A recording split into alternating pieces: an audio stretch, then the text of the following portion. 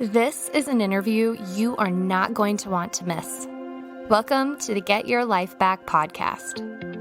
If you or anyone you know has ever struggled with bipolar disorder, you know how debilitating it can be on your health, your relationships, and even your finances. You don't know what to do, and the option from your doctors is to go down a list of medications and hope for the best. If you resonate with any of this, then this is the episode for you. We're going to sit down with Jared, a bipolar warrior. Diagnosed with bipolar disorder type 1, rapid cycling, Jared was hospitalized over 30 times in 12 years and is one of the most inspirational warriors that I know of when it comes to this topic. Jared started down an integrative path for healing himself 6 years ago, and on that journey, he has identified strategies to stop and prevent manic episodes from occurring, pursue activities that give meaning, and he's now studying to be a cognitive behavioral healer himself. How did he do it?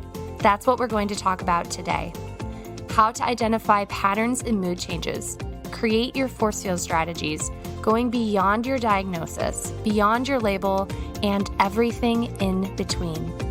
This is going to be a life-changing interview, so let's get started. Hi, this is Dr. Nicole, and I'm with Jared, and we're excited to have a conversation with you, and we decided to record it to share with you guys Jared's story, his story of hope, and to give you a little bit of an inside scoop on just one warrior's journey. And so, Jared, I want to tell you how grateful I am that you're here.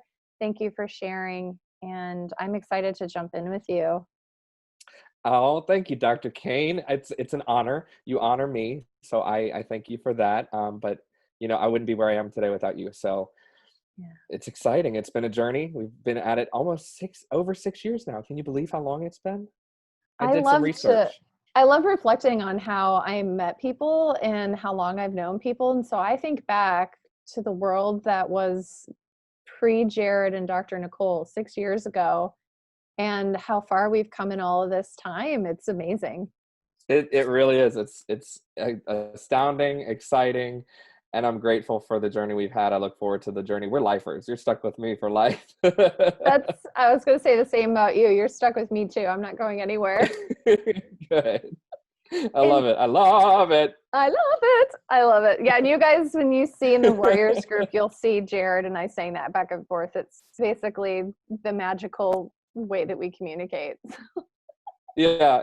Since we're both trained in opera, Yes, so that's true. That's a fun fact. And so a lot of you guys don't know, I was trained to be an opera performer in college. And Jared, I think that's one of the first things that you and I connected on originally, is both of us yeah, have. because opera backgrounds. I Yeah. was trained for 4 years as a vocal performance and opera major by one of the most prestigious men I've ever met in my life. He was at the Metropolitan Opera, but we could go on and on about that kind of stuff, but that's what we mean when we say love it in the comments. It's our fun fact. So you can add the voice to that. Read it in your mind with the falsetto, the vibrato, and all of the magic.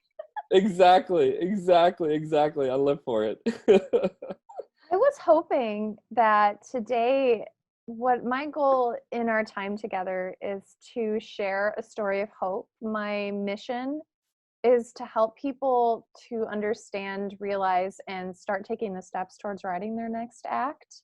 I think about how we've been carrying all of our lives this saga that's been basically directed by the culture, our traumas, our biological interactions with the environment. And so many people, they find me and they feel like they're just so weighed down by this heavy saga, and they feel like they're put into a corner and they have no answers besides a pill for an ill. And while I think that pharmaceuticals can be life-saving and they're amazing, that we can put a comma at the end of the sentence, and that there are things that we can do in addition to that, and that there is hope. And you're a story of hope, and I was hoping that you would be open to sharing a little bit about your story. Absolutely. I mean, I pride myself on being an authentic, genuine human being for most of what we see from society nowadays everybody's very fake and vain and vague, and they don't want to commit and this and that and the other. So I have no problem sharing my story at all. Where should we begin? Is the question. I would love to learn about what your experience was when you didn't feel like you had empowerment over your story. And then we could kind of talk about the steps that you took to turn the page, the steps that you took to get your life back, the steps that you took to help with the sticky factor so that you're not just put into a corner with this label slapped on you and this Right. this terrible tragedy playing out. I would love to hear kind of the juxtaposition if we start at what it was like in the beginning. Sure. So I am 30 years old. I will be 31 this August. Just to give you a time frame of when this all decided to transpire, forgive me. So 30 years old, at 18 years old, I had gotten into a little bit of trouble. I ran away from home. And in running away from home, I decided to pursue a lifestyle of just hard, fast, drinking, drugs, cigarettes, smoking, weed. Like there was no limit to things I wanted to try because I felt so traumatized in my life by what I thought was kind of like a noose coming around my neck. I thought my parents were trying to control me when they weren't. And so I said, well, I'm going to go live my life, and I'm going to do what I want, and what I want is not necessarily what the best is for me. And so in discovering what I want at 18 years old, because everybody's, mature at 18 years old, everybody knows exactly what they want at 18 years old. Not. Right.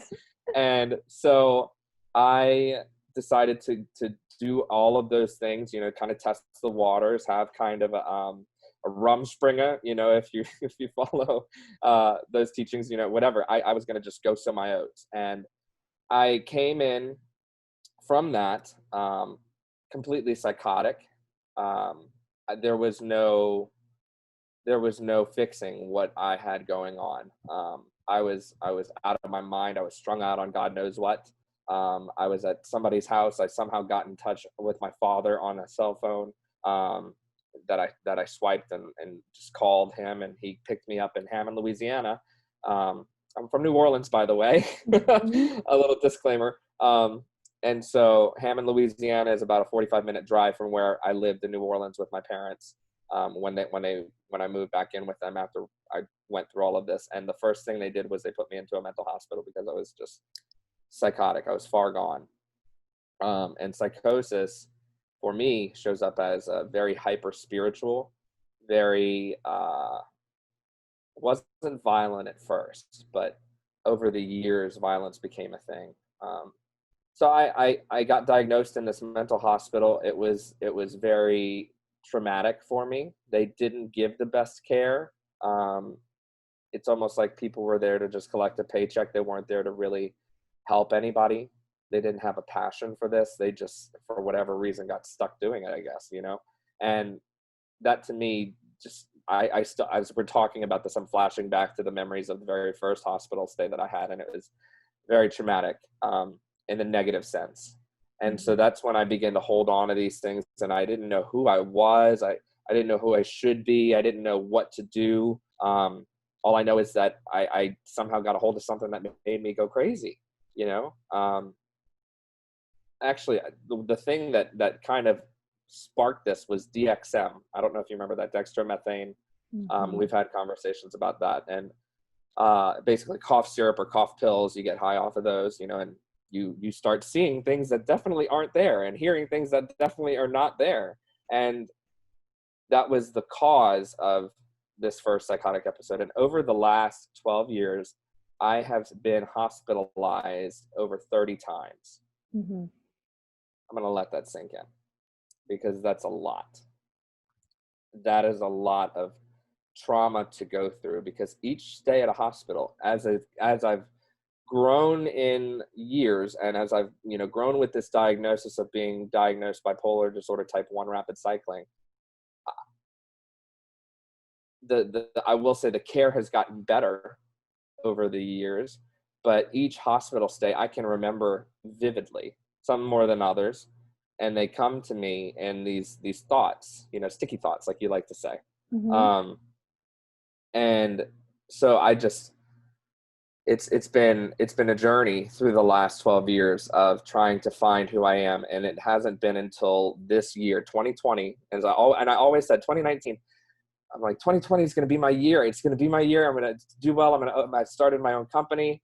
I was flourishing. I was growing the company. And then all of a sudden, for 6 weeks in a row, I went to 4 different hospitals. I totaled my car. I lost everything. And I am now at a position where you see my apartment behind me. I have made a living for myself up until this point. But right now, as Dr. Cain can attest, I have no job. I am on disability. I am, no car. And I have nothing to my name.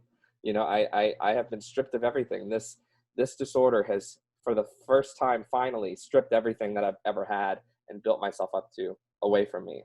And if I didn't have my faith, I think I probably I wouldn't be here. Mm-hmm. I wouldn't be here. I think it's safe to say that. And I don't mean to trigger anybody if that's what you struggle with, but I think suicide and mental illness need to be talked about, because it's a very serious conversation that people need to have with themselves. And to know that you are not your disorder, you are not your illness, you are not a diagnosis, you are a person who has a purpose in life.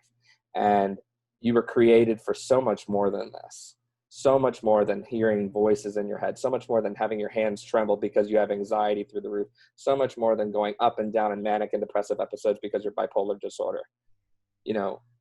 If I could get one thing across to somebody today, it's that you are not your illness and there is hope. I kind of went all over there and gave you the big scoop of everything, but that's it.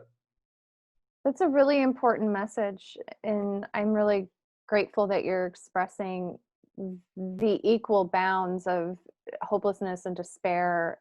But then the honesty, I think it's much more honest to acknowledge the darkness, like you were saying, as well as the other end of the spectrum of light. And so there is always hope.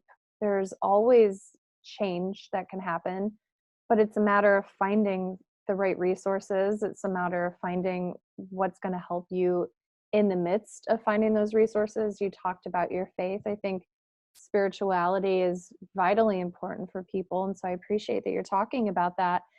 And I was wondering, as you're going through these moments, I like the metaphor of the wave. You and I've talked a lot about that. And it's like, we have these waves that come in and they can overcome us. And it's so encompassing and so painful and so scary. And then those waves do roll out. And then there's periods where it's a little bit lighter, it's a little bit better, and the waves come and go. And I was curious if you could talk about how you are able to be in that wave where it doesn't overtake you. And because you're here today, you're resilient, you're strong, you have a message of hope. Tell me about how you've been able to be in those waves and hold on to that. Yeah, that's excellent illustration. It's one of my favorites that you and I talk about. But I'll be honest with you and your viewers, I have not always had hope. I have been in some very dark places. Some of you may be in those places now. Some of you may be on your way to those places. Some of you may be coming out of those places. The message of hope has always been knitted in me because I'm an optimist. I see the glass half full all the time. I'm not a pessimist. And I just don't understand people who are pessimists, because it's like, how do you live without hope? Like, there's always hope, and it sounds so childlike, but it's not. And the way that I have survived these waves that come in, because as we talked about, everything comes in waves. It's not, I was looking at my note. I'm sorry. I have notes on my desk. Yeah, I have notes too. I know. It's sticky notes on the side of the computer. Yes.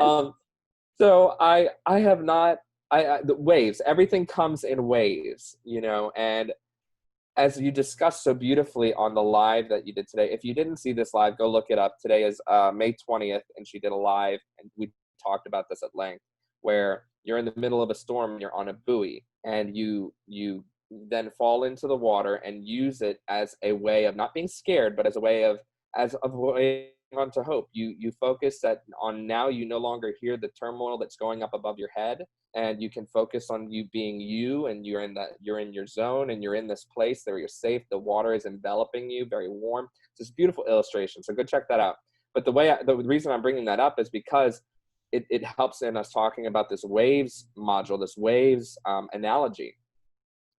The way I see it now, which I've been enlightened to by experience, is you ride with the wave. You don't fight the wave. You don't let the wave overtake you, but you ride with it. And in riding with the wave, it'll take you on a journey that it could be a self-discovery journey. It could be a journey of discovering who God is, or whatever your higher power, your universe, whatever that is for you. It could be just a self-introspection and introspective way of looking at yourself when you're riding this wave.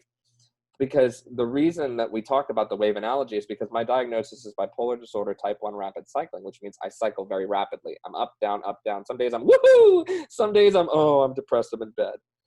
Thankfully, I'm more manic than depressed, because I don't think I could do depression very well. Mm-hmm. And Dr. Cain knows we've been through some series of depressive episodes in my life where it seemed like I had no hope. And honestly, I'll speak on that because I think that's going to really hit a point with some of you guys. I am not a depressed person, as you can see. I'm not depressed at all. So for me to struggle with depression, maybe you can't see that on me, but I can tell you it's happened. And Dr. Cain can attest to that, because I went down into a depressive hole for about 4 to 6 months. If you remember back in 2017, you remember that? When I was after an 8-month hospital stay. It was 8 months of consecutive hospital stays. Each one was a week to 10 days, 7 to 10 days. This is very extensive and very traumatic and very difficult for someone to experience and go through and come out feeling sane and feeling like you aren't a mistake. I believed a lie. I was a mistake. Nothing's ever going to help me. I got into this mental headspace where I just then drilled down into a hole, into a spiral of depression.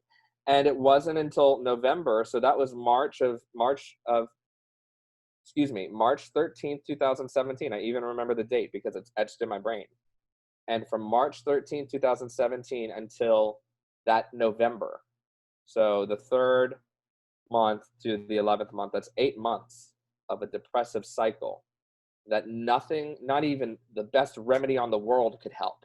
But what it was it was deep down in my soul, in conjunction with remedies and medication. So there is places for both of those, but it felt like nothing could help me. The remedies weren't ever going to help. Nothing. That's the lies that I was hearing in my head. The remedies aren't going to help you. Medication's not going to help you. You're going to be stuck like this for the rest of your life. You're never going to get out of it. And guess what happened? Something in me held on to hope. And hope was a silver lining. If you've ever seen the movie Silver Lining Playbook with Bradley Cooper, and this is not a sponsor for that movie, we are not affiliated with them, but it brings to light the difficulty of dealing with someone who is struggling with the effects of bipolar disorder. And it's like that silver lining. So somewhere etched inside of my being was this silver lining playbook of hope. Mm-hmm. And I started to see the light of day come around November, which was right around Thanksgiving. I've had a lot of grief in my life and a lot of loss in my life. And I think that's part of why I struggled with that depressive episode, because I hadn't ever dealt with grief in a proper way. I was afraid to feel, because feeling emotions and getting emotional, I identified with mania. Mm-hmm. So in that depressive state, I was feeling those emotions, but it was not manic, it was depressive. So I wasn't able to cope properly because my coping mechanisms were smoking cigarettes, doing drugs, having rampant sex, whatever, all the classic things that they tell you need to avoid, alcohol, just all this stuff. All of my coping mechanisms were so negative for so long. So that deep depressive episode, I had to hold on to hope, and it finally turned around and we finally came out of it. And I've never had one that bad since. I have Mhm. struggled with depression because sometimes the medication that I'm on does bring me down a little bit, but that's where the remedies help and we come back up into a balance and a state of homeostasis. So I hope that answered your question. It does. And so we're to kind of circle back, we're talking about when those moments are really difficult, when that swell overtakes you. And I was asking you about how do you just hold on? How do you get through those moments? And you're talking about hope. You just have to hold on to hope. And the other thing I want to emphasize that you said that I think is really important is that you're emphasizing to not resist it, to just let it happen, let it flow over you. And there's a quote that I like to tell people. It's like, what we resist will persist. Yes. And if we just allow the feeling to come, allow ourselves to experience that feeling, and think about it as data, I think that's quite a lot more empowering, as opposed to feeling like we have to force it to go away or force it to stop. And so when you're having a really intense emotion and you're observing it coming in, and you're not forcing it to go one direction or the other, you're just noticing it, how do you do that? What advice would you give to someone who's like, what the heck, that's a foreign term to me? So if I'm understanding you correctly, and I apologize, the camera was messing up something, so I was trying to fix that while you were asking me the question. Would you Mhm. mind just repeating it for me? I apologize. As you're experiencing these big swells of emotion, and your wisdom is that we can't force it to stop, that we can't or shouldn't try to change it, but rather your advice, and I think this is really wise, is to just let the emotion happen and notice it and Hmm. acknowledge it as data. And the Hmm. example that you gave is that you hadn't gotten to feel for a really long time, and now you're having these extreme feelings. So how did you do that? So if someone's listening to this and they're like, okay, Jared and Dr. Cain are telling me to just sit in this emotion, and somebody may be listening who's incredibly anxious and freaking out, and Have you seen my again, hands? I'm with them. yeah, and so intense anxiety or intense despair. And so how do you do that? What advice would you give to someone who's like, okay, I'm going to just try to sit in it? So, okay, I'm with you now, and I hear what you're saying. So it's not easy, y'all. And that's my Southern accent coming out, y'all. It's not easy by any means. I have learned this. It's taken me 12 years to get where I am today. And in those 12 years, I've learned much. So when I say you need to take this emotion and ride with it, you ride that wave. Think of it like a surfer. Okay, picture in your head a big wave coming up, and it's a surfer's dream to catch this big wave. And this surfer paddles to it and paddles up with it, and then stands up on the board and rides the wave back to shore. If he fights against it, he falls. If he suppresses it, you can't suppress a wave. I mean, you can't. What happens when you try to suppress a wave? You get a feeling in your throat, a lump in your throat. You get a lump in the pit of your stomach. What is that? That's crying. That's tears that just need to come out. That's your emotions needing to be felt. And I know I sound emotional when I'm saying this because it's been such a foreign concept to me to feel emotions and to understand, Jared, it's okay to feel those emotions. And I talk to myself. I will. In my head, I will talk to Mm-hmm. myself and say, it's okay to feel those emotions. This is what you do. You hold on to it. This is my water bottle. You hold on to it, and you can either suppress it or you can acknowledge it. You look at it, you feel it, you acknowledge it, and then you put it away. Mm-hmm. And it's as easy as that. It's a 3-step process. You look at it, acknowledge it, feel it, and then put it away. Mm-hmm. And if that is the most simple illustration, but it has gotten me through so much. I'll give you for instance. Today, I went to go run an errand. My mother let me borrow her car because she was working from home, and I needed to go run to Walgreens. I needed to pick up some toner and some ink and God knows what else I got. I don't remember. That's not important. The point of the matter is I was listening to this soundtrack by one of my favorite Broadway shows that I've never seen, but I know the soundtrack. Mm-hmm. called I'll share it. It's Dear Evan Hansen. It's a story about a boy who struggles severely with anxiety, and he talks so fast and he doesn't know how to do anything. He can't shut up because blah, blah, blah, blah. He is horrible. He is like every mental illness, every mental disorder that there is, he probably has it. Like, it's just crazy. And so I was listening to this soundtrack today, and I felt this emotion come up and my tears started welling up. Whereas normally I would squelch the emotion, not let tears come up. I'm driving in the car with my sunglasses on, belting out this song that I don't even know all the words to. And I'm just like, you know, da, da, da, da, da. And then all of a sudden I'm like, but it was okay because I felt the emotion and then I let it go. And I took a breath in through the nose, out through the mouth, and I let it go. And Dr. Cain's got a method on this very helpful. If you close the right nostril and breathe in through the left, and then out through the mouth, or out through the nostril, I forget. But that's how you feel. You're allowed to, that's why God gave us feelings, you know? We are designed to have feelings. We are emotional beings. Some of us, myself, are more in touch with our emotions as opposed to my father or your father, who never cries, you know, to save his life. Like I can count on 5 times my father's cried in this life. I'm at 30 years old, and five times in 30 years I've seen him cry. It's just different people or different emotions, different emotors, you know? So I hope that helps. So you acknowledge it, which is the first step. And then you feel it, you express it instead of suppressing it. And then you let it go. You let the emotion go. And an exercise, so I want to talk to some people about the letting go part. And if you can put a pin in that, I have something to add that I think you might like, if that's okay. Yes, please add it. I'd love to hear it. So when you let it go, it's not saying like, hey, bye, good to see you later, don't come back, because sometimes emotions are cyclical and they will come back, like the grief of losing someone.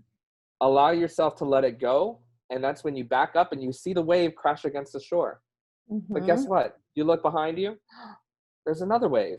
And this could be a wave of joy, you know, or a wave of, I don't know, excitement, you know, that's coming up behind you. But that's how life is. Life comes at us in waves, you know. Life is meant to be lived in this deep ocean, not this barricaded, you know, crab net on the shore. You know, we're meant to be in this ocean of emotions and feelings. It's just, what do we do and how do we do with it? And that's where I think cognitive behavioral therapy comes into help very well. And I'm not going to go off on that tangent, but now what were you going to say about, you know, letting go? I want to emphasize a point you just made is talking about how so many of us are afraid of having feelings and having emotions. And we live in a culture right now where if we have a negative emotion, we can just swipe the other direction or swipe past it or mute it or turn it off or change the channel. And I think that cultivating a skill for being in difficult emotions is really important. Absolutely. And so acknowledging it, holding that space, and then you're talking about letting it go. And that's where the sticky factor comes into play. And I think it takes a lot of rehearsal and practice to be able to let something go. And something that you said that I think is really important to also emphasize is that it might keep coming back. And I do a process, it's called the boats technique. I borrowed it from Jack Kornfield. And he does a visualization where if you want to practice this, you know, what you do is you imagine you're sitting on the shore and there's a lake in front of you or a river in front of you. And these boats go by, and each boat represents an emotion or a worry or a feeling. And so when you see that boat, you imagine just sending that emotion onto the boat and then just letting and watching that boat continue going downstream. And what can happen sometimes is that boat may go away and go into the ocean, and then you're free of that experience. And other times that boat will circle back around and it'll come back. And so the exercise is about noticing that feeling, putting it on the boat, and then allowing that boat to continue going downstream, as opposed to a lot of us have the impulses, I want to blow that boat up, or I want to get on that boat. And I want to, you resonate, yeah.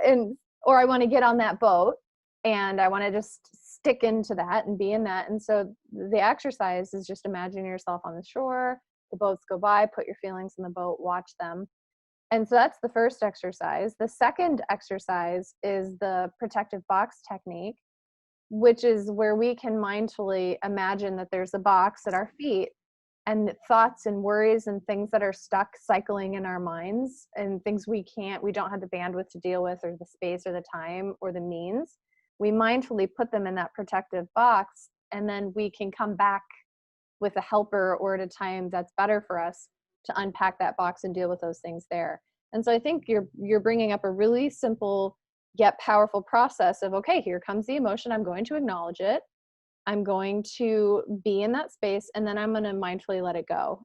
And either I'm going to put it in a boat, or I'm going to put it in a box, and then allow those emotions to come instead of resisting them. Mm-hmm.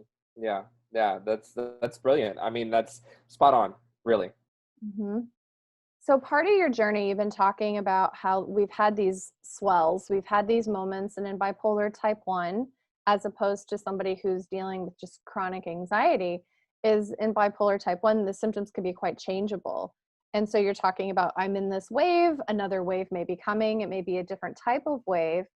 But I think it's similar in if someone's dealing with panic attacks or a manic episode or major depressive attacks, is just to allow yourself to acknowledge, okay, this wave is coming, and to practice being in that space, acknowledging it, honoring it, and then when you can, to try to put that thought, that emotion, that experience away. And I was curious about strategies that you have found to be the most helpful for you. And so you talked about old coping skills like smoking or drinking or distraction. And Mm-hmm. you've been doing a ton of work over the past several years on growing your skill set. And what has been the most helpful for you? A great question. I have, excuse me, let me get my thoughts together. Things that have been very helpful for me, I've quit smoking cold turkey. I tried to do a nicotine patch. Yeah, woot woot. Love it. Love it. I tried to do a nicotine patch. I tried to do nicotine gum. Nicotine gum did help more than the patch. The patch made me feel very angry, believe it or not. I'd put a patch on and anger would start to manifest. My body's very sensitive. You know this, but they don't. My body's very sensitive, you guys, to what I put in it. I can't take certain pharmaceutical drugs because they'll set me off in a manic episode. I'll go off the walls if I have an injection of Celestone or Loratab or anything like that. You know, and I know those things about me. Cigarettes played the same part. Cigarettes would keep me manic. Cigarettes would keep me elevated. I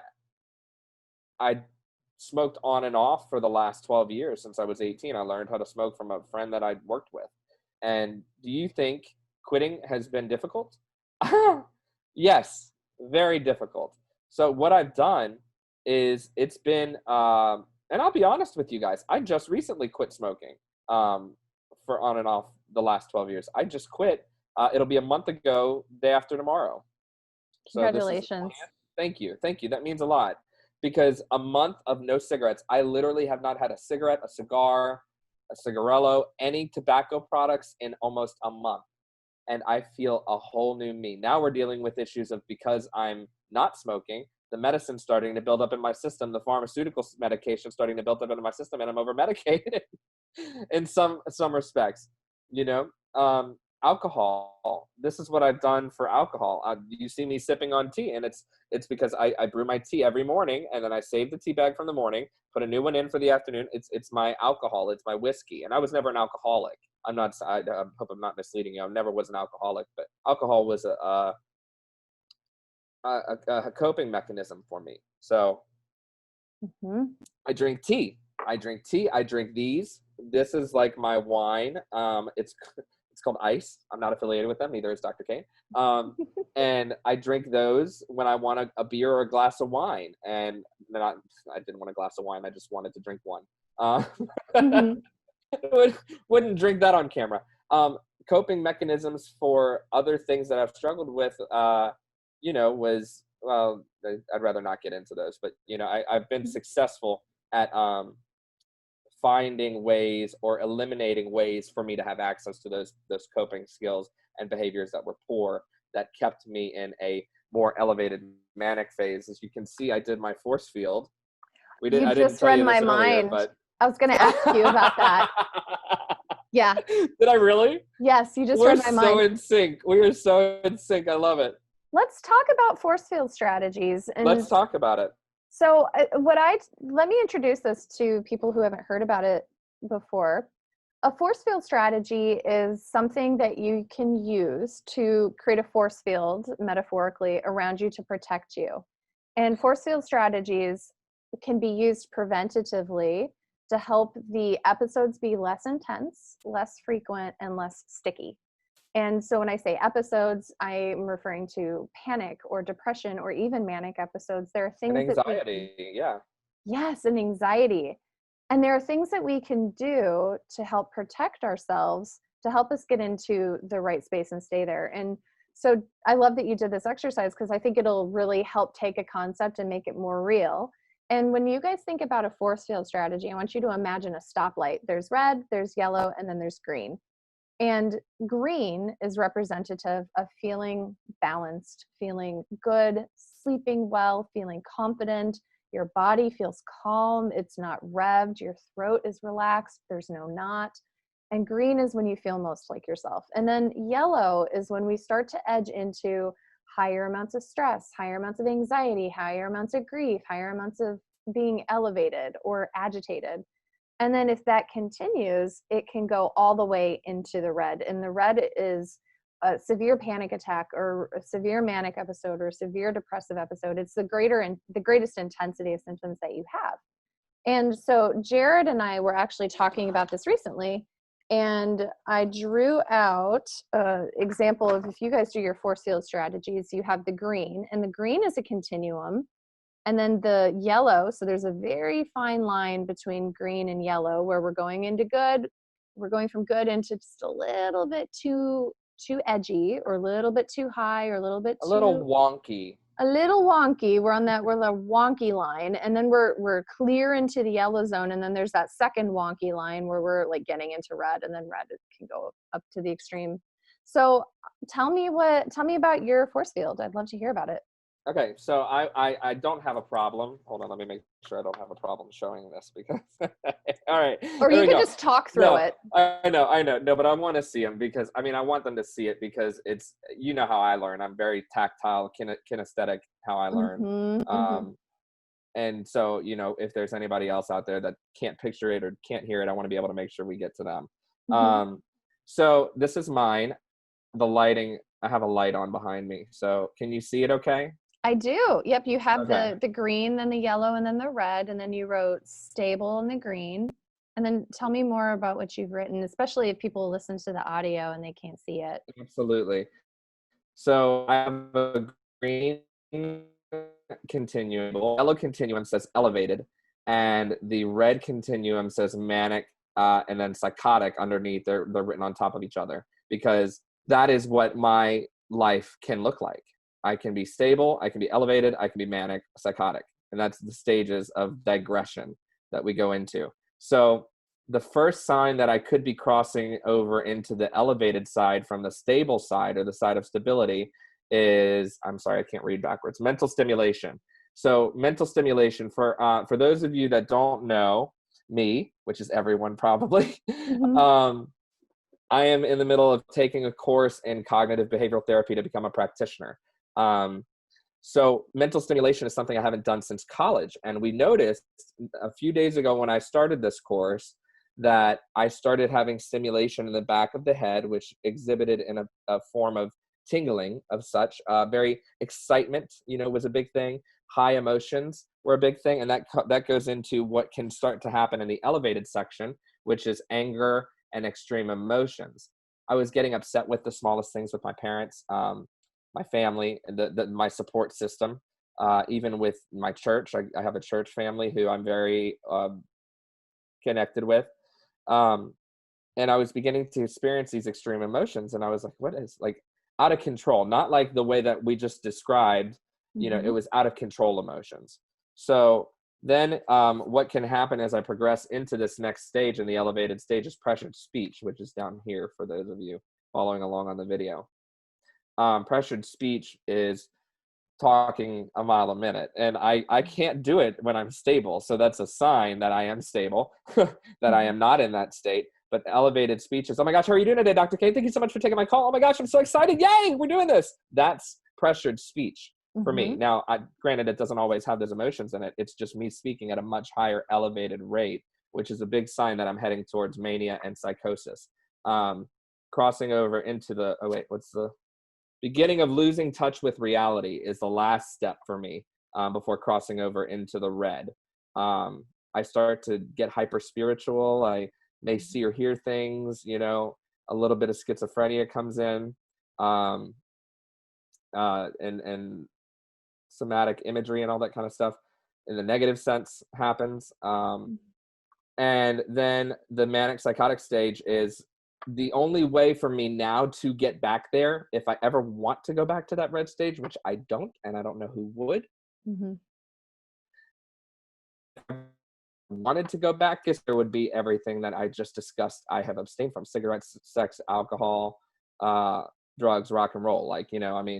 That's a surefire way to get me to go manic, psychotic, and end up in a hospital. So that's a quick walk through, my little, I'll show you one more time.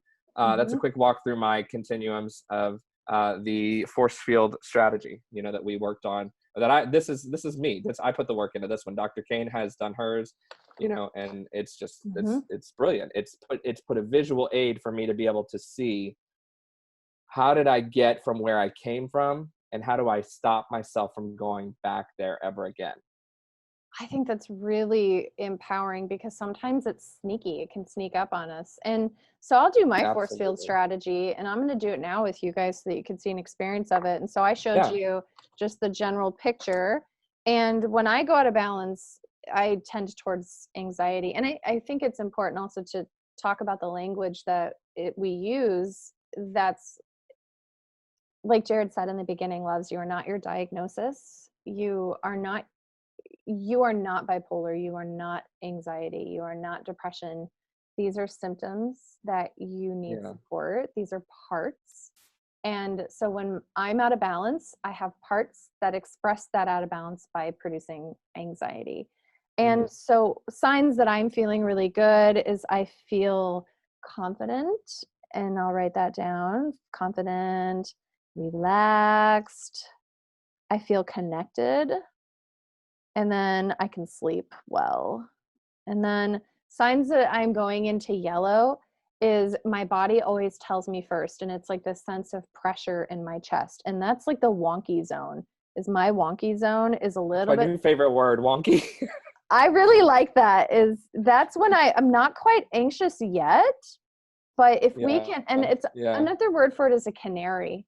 It's like you were saying, it's like you're into the yellow when your speech is pressured. But in that canary, that like little wonky zone, if we can catch that moment, then we can stop you from going into yellow and into red. Yeah. So I have pressure in my chest that happens first. And then as I become more anxious, I get restless. I get very annoyed. And then I feel like constriction in the throat, like you were talking about. Yeah, that comes around a lot for me when I'm in the yellow. Or if I'm suppressing an emotion, which, happens. We do that. And that could push us into the yellow, is suppressing emotion. Completely.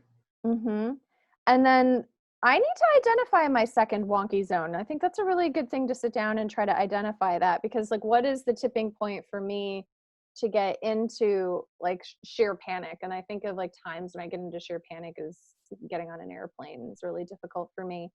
And so like when I'm in a state of sheer panic, it's like burning. I know some of our warriors have talked about burning and tingling. And I know like some people have told me that they get burning in their tongue and in their mouth and their face and their skin. And that's one of my panic symptoms. And so burning and tingling. So what we want to do is we want to identify what we look like and we feel like in each area. And then the second part of the force field is to give us a directional correction. And so above Ooh, I it, like that word, directional yeah, correction. directional correction. And so we want to create momentum towards the green and away from the yellow and away from the red. And so there are a few tips for directional correction. So if at any point that you notice, okay, I'm getting into the wonky zone, or, oh, wow, my parts are telling me they're really out of balance, there are several categories. And so if you guys are all taking notes, I'm going to write them with you. So number one. You should be. I do that on every one of your podcasts. I take notes when I hear something I like you say that I like. I can't remember it if I don't write it down. So right. You got to take notes. And Absolutely. so one is emotional work. And that could be anything from, like Jared was talking about CBT earlier, seeing a spiritual mentor, watching these kinds of videos and taking notes and doing the exercises. The 7-Day Freedom Challenge is an example. So doing your emotional work. Number 2 is sleep. And so when I get into my wonky zone, I know that if I don't make sure that I sleep, it's going to be a problem and I'm going to escalate. So the question that often comes up is, okay, well, I have insomnia as a part of my anxiety, or I have insomnia as a part of my mania. How do I make myself sleep? And so Jared, before I kind of tell people about what I do to help with sleep, tell me what has been the most helpful for you. That's a topic we talk frequently about between you and I on our patient visits. So I'll share a little insight about what we talk about, with them now. And that's, guys, frequently I don't sleep. The thing that my doctor has told me about bipolar disorder is, while the normal human, I hate using that word, normal, the average human thinks 2 to 3 thoughts at a time, a person who's got the type of bipolar that I have and the diagnosis that I have, BPD, which is a whole nother story, but he's like, you think 200 to 300 thoughts at a time. And I'm like, yeah, that's pretty much how it's been my whole life.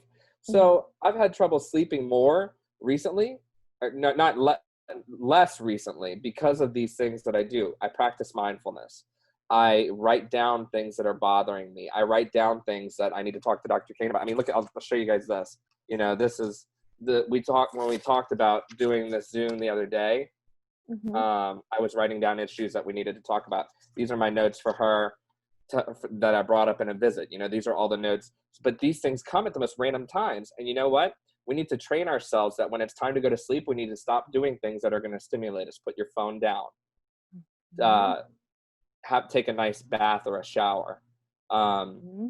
Make some tea that has good. There's a tea that's sold by Whole Foods, again, not affiliated, but it's called Nighty Night. Anything with lavender in it works really well. And then also, if you find that you gotten yourself to the state where you're about to go to sleep, what works for me, if my thoughts keep running, which they kind of did last night, I'll be honest with you, Dr. Cain, but I ended up being able to calm them down, and I visualize my brain getting turned off. This is something that helps before the last final step I'm going to share with you guys. The thing I do before this last step is I visualize a guy running around in my brain and just shutting the different departments down. If you've seen the movie Inside Out by Disney, very helpful in visualizing what I'm talking. Great movie, by the way, too. And it's just visualizing this person running around in my head and turning all these different things off. And then next thing I know, I'm asleep. And then the next thing I know, it's 7:30 in the morning. I've slept wonderfully the last couple of weeks, really. Some nights on and off, but for the most part, I've wonderfully slept. The last step that I'm going to leave with you guys on this particular part is melatonin. Liquid melatonin helps like nobody's business. When I absolutely can't fall asleep, 16,000 milligrams of melatonin, and I'm out for the next month. No, I do recommend like 3 to 4 to 5 milligrams is what I would do. That helps me sleep. So, but that's those are great. That's a case by case basis, And I'm writing this all down, and to emphasize is mindfulness. I call it brain dumping journaling, which is kind of what you're talking about, is just like everything in your brain, even if it doesn't make sense, just dump it onto a piece of paper, write it down. I like that you're talking about sleep hygiene, turning the screens off an hour before bed, a hot shower, a sleepy tea that you like. I love the visualization, the person running around and shutting off the things, I think is It's like great turning off idea. all the lights like you do in your real house. Yeah. Just imagine you turn off every light in your house before you go to bed. You know, Yeah. imagine somebody turning off the lights in your brain, and then the next thing you know, it's like counting sheep. You're out. That's It works. amazing. It sounds crazy, but it works. And It I'm sounds someone amazing. who has struggled with quote unquote insomnia. You know, I Mhm. mean, it's Mhm. insane. It works. I love that. And I feel like we could do a whole episode on sleep because it's such a profound issue for a lot of people, Absolutely. and it's very healing and very important. And so Yeah. we can definitely expand on this more. We could do a live about this. And Yeah. I want to get through the rest of our force fields before we run out of time together. So we talked about Yes, doing for emotional sure. work. We talked about sleep. And then the next one is relationships. And I think it's really important to do an audit of our relationships and to identify who in my life lifts me up, who in my life can speak truth to me, who in my life is triggering to me, um, who's an antagonist in my story, and who are my protagonists. And so I think that relationships are profoundly important. I know in my life, one of my greatest mirrors is my husband. And if I'm getting a little bit short and agitated with him, if he expresses that to me, I could be like, ooh, yeah, I wasn't even noticing that wonky factor, that pressure in my chest. I'm already in the yellow zone.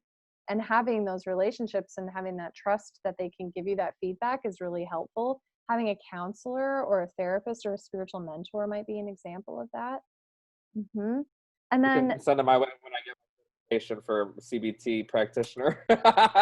yeah. And I think, and like things like this where people get it, I think is really helpful. Like you're saying, Right. Jared, is you're able to speak with experience and authenticity, and people know that you're being honest when you express, these are tips that have helped me because you've actually been there. And so I think that you were making a joke, but I think it's really important to Oh, yeah. have people like you who get it. Right.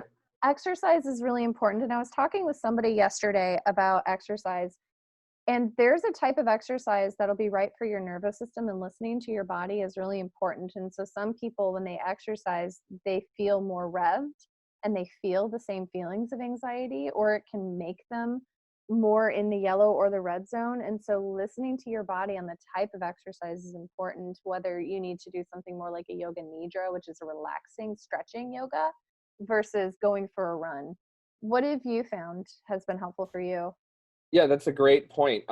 For me, keep it short, sweet, and to the point. It's walking. I Mm-hmm. walk, but I walk with music in my ears. So my headphones like Mm-hmm. these are always in my ears when I'm walking, and I have specific songs picked out to promote faster walking because of the beat and the rhythm. Ooh, It's I a like faster that. pace.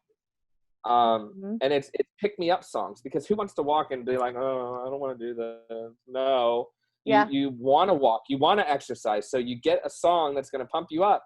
Mhm. I used to run, but I have bad knees now and can't. So this is my form of exercise that I do.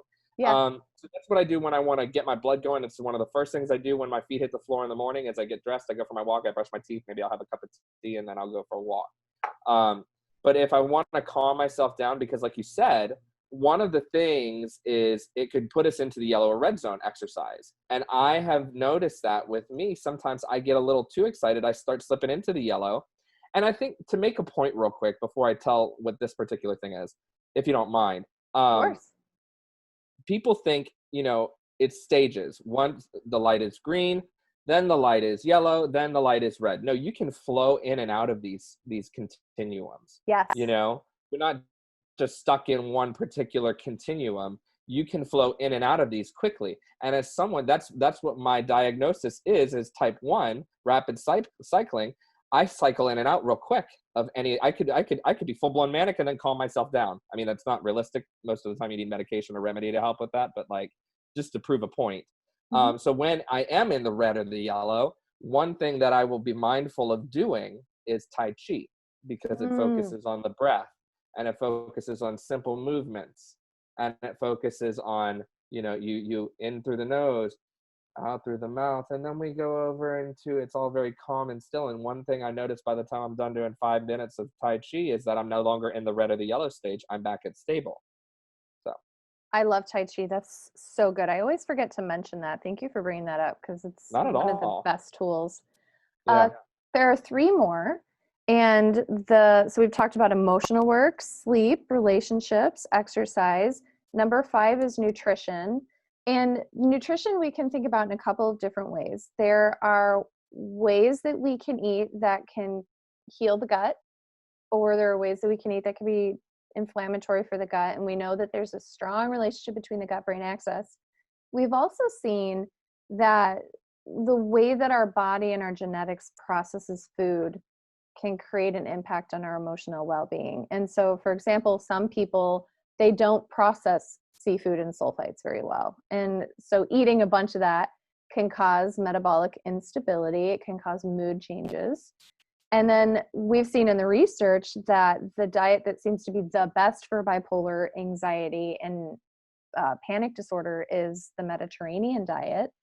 And so finding what works best for your body is really important with nutrition. Absolutely. Yeah, I like your I dance. I mean, because I don't know, that's my Mediterranean dance. I've got this You're Indian song Mediterranean. that's been very inspiring, and Indian is not Mediterranean, but I'm like, this is my Mediterranean dance. I love it. I love it. Mediterranean is awesome. And for individuals who aren't familiar with that, it's very high in omega-3 fatty acids, like Absolutely. fish. And make sure if you're buying fish that it's wild Alaskan, fresh caught, cold water fish instead of warm fish that's been farmed. And so the last 2 are timing and medicine. And timing is important. And Jared, you touched on this in the beginning, is that if we're finding like the timing is you started a new program, like you're starting this new CBT program. And so knowing, okay, in this time, there's more stimulation, you were feeling it in your occiput. There's this time may be a time when I need to do more of my Forcefield strategies.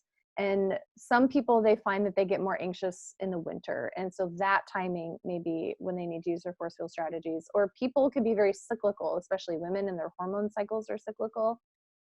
Days of the week are cyclical. And so I think knowing when you're building out your green, yellow, red and putting timing in there so that we know like, okay, I started a new job. This may be a time where I need to use more Forcefield strategies, or I'm starting a new career, or I'm starting a new exercise routine, or it's the fall. Like that's always hard for me, is keep in mind the timing so that we can extra employ support. And then the last one is medicine. And I think that there's a very important relationship between the pharmacological prescription realm and complementary and alternative medicine. And Jared, you've touched on that too, like using your pharmaceuticals can be really great and stabilizing, but then remedies have also been game changing. You talked about supplements that are really helpful for you. And so I think using smart pharmacology and using smart remedies is so important. And some of my patients or consultees will call and they're like, I'm having a manic episode. Is there an herb? And if I will tell them, I'll be like, let's just do a rescue dose of your medication, and then we'll find an herb underneath of it. Or other people, Which like, we've had to do, you yes, and I, which is important. It is. Smart And the problem pharmacology. is don't be scared of, because I'm very, I'll tell you for myself, I'm very fearful of the fact that I may need to be on medication the rest of my life. It's said of bipolar people that they don't like taking their medication. Yeah, I take 7 pills a night. Yeah, I don't like taking them because I don't like what they do to me, because my body's so sensitive. And like we've talked about, processes, just like we process food, we process medication very differently too, because each body is different. We have found out a lot about how my body processes medication, and I don't respond to it the best. It's the remedies that I do respond the best to, but there is a marriage relationship that is happening between the two of them right now that is beautifully working into why I am my true self, my stable self right now, if that's what makes sense. So what we're both emphasizing, what I hear is that finding a synergy, a marriage between the both of them could be really profoundly helpful. And using the Forcefield strategies can work to help you keep the medication levels down. Like you were saying in the beginning, like if you were smoking cigarettes, then your metabolism of the medications will change. The way your brain is processing your neurotransmitters will change, and your dosages we're going to have to change. And so by using these Forcefield strategies, you're going to be more able to keep yourself in the green zone and not need the medications to do that as much. And so I think that this goes back to the beginning, that message that you had that you wanted to share, is there is hope. Forcefield Strategies are a part of it, and having connections with other people are part of it. What else do you want to make sure that people hear in terms of like your message, your mission that you want to share? Sorry, I'm feeling an emotion right now. Just Yeah. because of what you just, this is the last word I want to leave you guys with, and that you're not alone, and the best is yet to come. Forgive me. I'm allowing myself to do what we talked about today. I'm feeling this emotion, and I'm feeling it in front of you because I think it's valid and necessary for you to see this. Because I thought I was alone. I tried to kill myself. I thought I was alone, and I didn't think there was hope, and that the worst was yet to come. I'm here to tell you, as a product of Dr. Nicole Cain and Dr. Nicholas Vergara, who worked beautifully together on behalf of me, my psychiatrist and my naturopathic doctor, there is hope, and you're not alone, and the best is yet to come. Thank you so much for being here, Jared, and for that message of hope. I honor you, I love you, and I'm grateful for you. Right back at you, Dr. Cain. Thank you, everyone, for listening. To learn more about the things that we talked about today, we're going to have information posted in the private Facebook group, the Anxiety 1 Week Freedom Challenge, the Warriors group. And then I have a ton of blogs and free content on my website, which is www.drnicolecain.com. We have a ton of information coming out in podcasts, and so keep an eye on what we're doing, subscribe, and if this would help anybody that you know or love, please share it with them. Thank you so much for being a part of this, and Jared, thank you for sharing your story and your message of hope. Always, Dr. Cain, thank you for having me. Hey everyone, thanks for listening. This has been Dr. Nicole Cain. If you want more free information on how to get your life back, check out my website at www.drnicolecain.com. You can send me questions, learn about consulting with me directly, and even preview my online courses. Today, we talked with Hannah, and we talked about the journey of starting the anxiety healing process, what it's like to be in the canyon of healing of anxiety, and we talked about how to hold on to the hope that the sun will rise on the other side. If you want to learn more about this process, check out the show notes, and we'll have lots of helpful links for you. And now for the disclaimer. The recording you just listened to consists of the personal opinions of Dr. Nicole Cain, a naturopathic doctor with a master's in clinical psychology. While these opinions are based upon literature, her counseling education, medical training, and clinical experience, this content should not be viewed as the definitive opinion on these subjects. Listening to this podcast is not a substitute for any sort of medical, psychological, or other form of treatment. If you are in a crisis, please call 911 or call the National Suicide Prevention Line at 1-800-273-8255. If you're in need of counseling, don't hesitate to make an appointment with a counselor in your area. Dr. Nicole Cain is so passionate about people getting their life back. If this resonates with you and you think this podcast would help someone you love, please share it with them. Stay in the conversation with Dr. Nicole Cain about writing the next chapter of your life so that it plays out just the way you want it.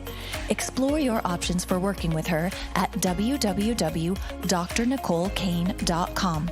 That's Dr. Dr. Nicole Nicole Cain CAIN.com.